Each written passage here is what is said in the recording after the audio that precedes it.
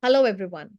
Today, we are going to dissect the resume of a life sciences person who had earlier worked as a QC officer at a company, but later on got interested to join clinical research as a domain for a target job role without having any prior experience in the domain itself.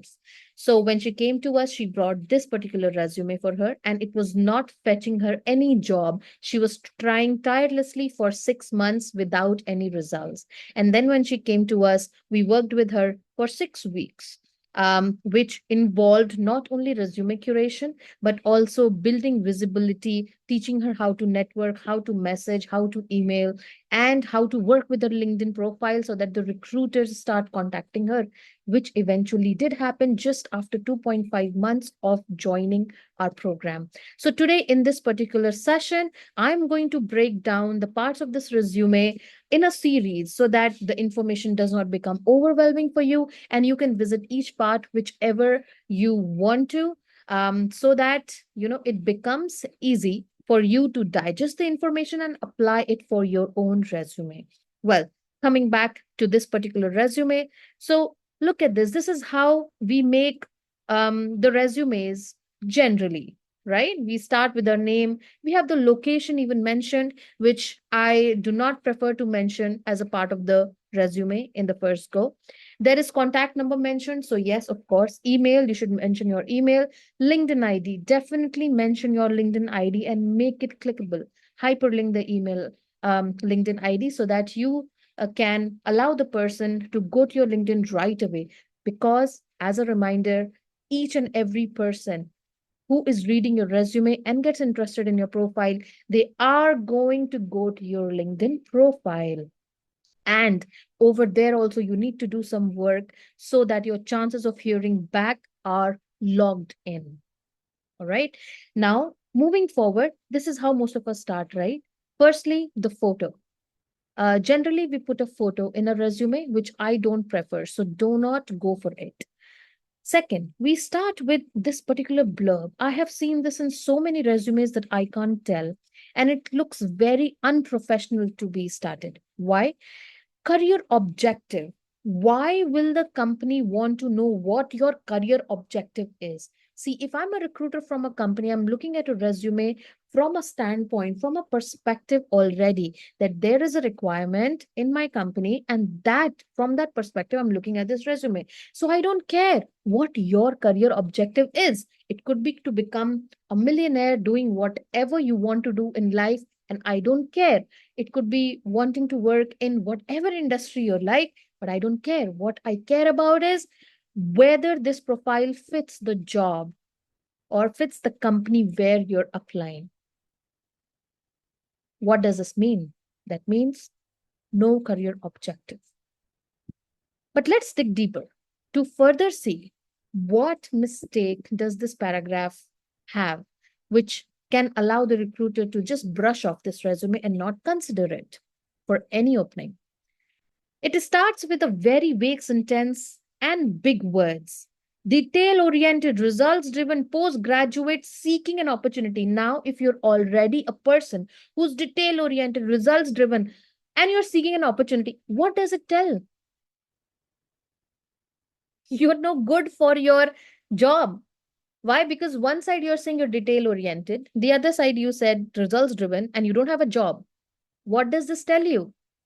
You're putting yourself in a very, very weak position here. Postgraduate seeking an opportunity sounds desperation. You've already put in, projected yourself as a very weak personality.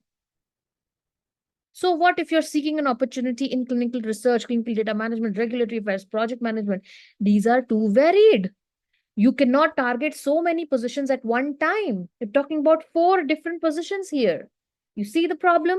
Just putting in the words, typing an essay, thinking that adding more information is going to get you the result, but no, that does not happen. Let's go to second line. Experienced in quality control domain, interested in learning new technologies and tools to keep up with the fast-paced world. Me as a company, if I'm the recruiter, if I'm reading this resume, am I responsible for teaching you these new technologies and tools to keep up with the fast-paced world? Am I responsible? Would I like to have that responsibility? No. I want somebody who learns new technologies by themselves, who is curious enough to use tools, who has done something by using these technologies and tools, who is making effort to keep up with the fast paced world. I want that person. I do not want to be the person to teach this. I'm not a school, I'm not a college. And so this sentence completely sets off the limits of why do I need to hire you when everything I will only have to do from zero. What I can do at my best is hire the person with that right attitude, who is eager to learn, who is eager to be adaptable, who does not crib about every opportunity that comes their way, who is ready to be dynamic in roles, take up challenges, find solutions. I want to hire that person, and I can. What I can do at max is teach the job, right? But I am not a college which takes the responsibility of you learning new technologies and tools so that you can keep up with the world. Now, the third line, I want you to bring your focus on the third sentence now. It says bringing in leadership. What? You're applying as an almost fresher to this new domain. Where is the leadership? What is this big word doing here? A complete no. Business acumen? Where is the proof that you have business acumen? Commitment capabilities, where is the proof? You're just throwing out those words to sound fancy. If you're using AI also now to create those resumes, AI has certain features that they put in every sentence that makes your resume, of course, AI created. And to be very honest, every resume that is coming in front of the recruiters is now AI generated. So, what will set you apart? Right? Look here. And today, I just want to talk about this particular section of the resume, the first third. Because when your resume goes in a human hand, that person is only spending 5 to 7 seconds on a resume. They're skimming, they're not reading word by word as I'm doing it for you right now because I'm teaching you. But literally, if I start skimming, there is nothing. This career objective puts me off, firstly, because it tells me nothing. Why should I be interested in a profile like yours for my company? What is it telling you? Like, actually, nothing. Okay. Now, I want you to reflect on your own resume and understand if you're making the same mistake. Now, let's go to the resume after this was modified, after learning what forms a job winning resume.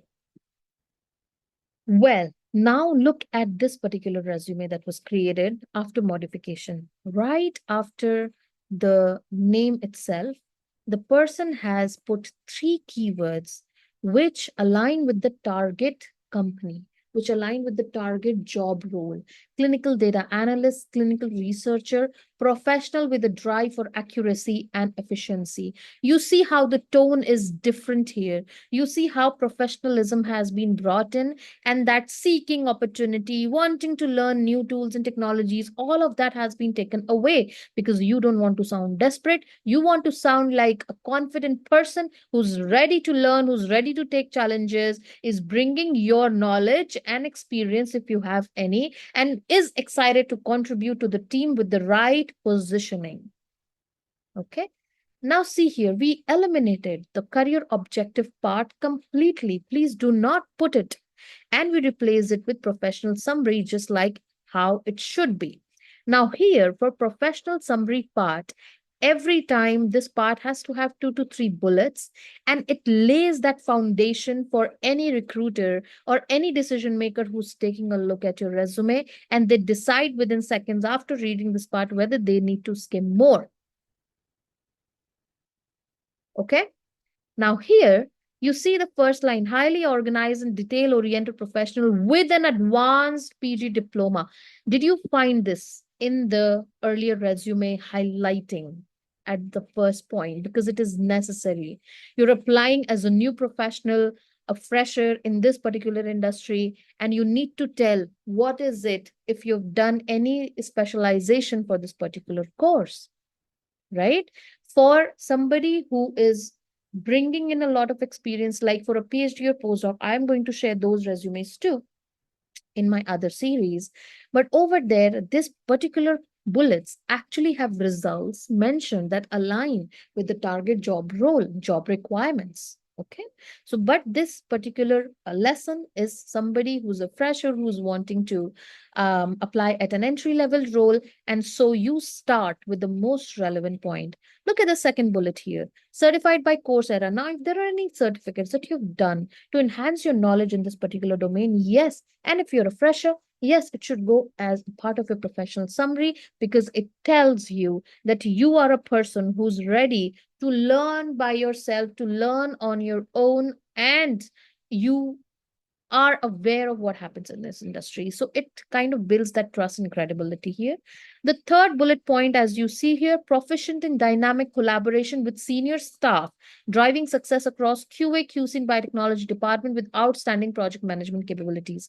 What does this bullet point do here? See, she came from a background of being a QC officer, which is completely unrelated to where she wants to go.